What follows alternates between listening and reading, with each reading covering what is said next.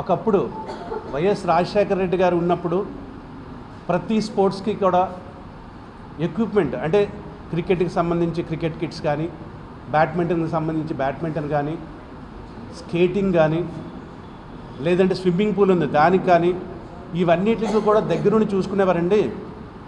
రాజశేఖర రెడ్డి గారి తర్వాత పట్టించుకునే నాదుడే లేదని చెప్తున్నారు. అక్కడ మేము చూస్తే స్విమ్మింగ్ పూల్ అసలు క్లోజ్ చేస్తుంది ఫుల్ కంప్లీట్గా. ఇంకా స్కేటింగ్కి లెఫ్ట్లో జిమ్నాస్టిక్స్ కోసం అని చెప్పి ఒక 4 గోడలు కట్టి వదిలేశారు.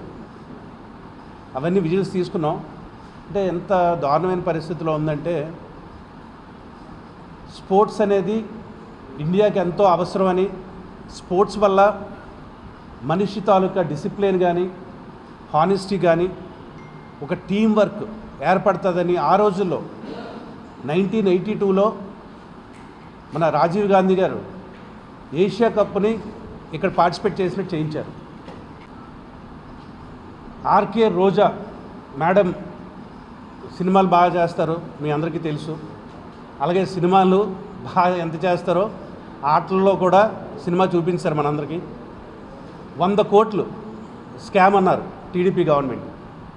మరి ఆ 100 కోట్లు ఏమయ్యాయో, ఆ స్కామ్ ఏమైందో, అసలు ఆ డబ్బులు ఎక్కడికి వెళ్ళాయో ఇప్పటి వరకు ఆ బాలు మాట్లాడట్లేదు, వీళ్ళు మాట్లాడట్లేదు.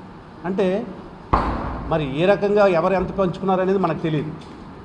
వాళ్ళు కోట్లు పంచుకున్నారు, వీళ్ళు వచ్చిన తర్వాత అంటే హాస్యాపదం ఏంటంటే, ఈరోజు ఆంధ్రప్రదేశ్కి స్పోర్ట్స్ మినిస్టర్ ఉన్నదని ఎవరికి తెలియదు. పేరు అనేది ఎవరికీ తెలియదు. పక్కన పెడితే నాకు తెలిసి ప్రెస్ వాళ్ళు కూడా చాలా తక్కువ తెలుసు అనుకుంటాను ఆ విషయం. స్పోర్ట్స్ మినిస్టర్ అనేది కూడా ఎవరికి తెలియదు. గ్రౌండ్కి వెళ్ళి మనకు స్పోర్ట్స్ మినిస్టర్ ఉంటారో తెలుసా అంటే, అవునండి టీడీపీ గవర్నమెంట్లో ఉన్నారా అప్పుడంటే మరి రోజా గారు ఈ స్కామ్ చేశారని తెలుసు, అవి బయటకు వచ్చాయి. మరి టీడీపీ గవర్నమెంట్లో స్పోర్ట్స్ మినిస్టర్ ఉన్నారని అడుగుతున్నారు ప్రజలు. అలాంటి పరిస్థితులకు వచ్చింది. స్పోర్ట్స్ను కూడా రాజకీయం చేసేస్తున్నారు. సో ఇవన్నిటికీ సమాధానం చెప్పాలి. తప్పనిసరిగా మా అధ్యక్షురాలు వైఎస్ షర్మిలారెడ్డి గారు ఇవన్నీ టాపిక్స్ మీద మాట్లాడతారు. ప్రథమంగా వైఎస్ఆర్ స్టేడియం ఏదైతే ఉందో అది ఇమీడియట్గా కూడా దాని మీద కంప్లైంట్ రైజ్ చేసి మేడంతో, షర్మిలారెడ్డి మేడంతో ముందుకు తీసుకెళ్ళి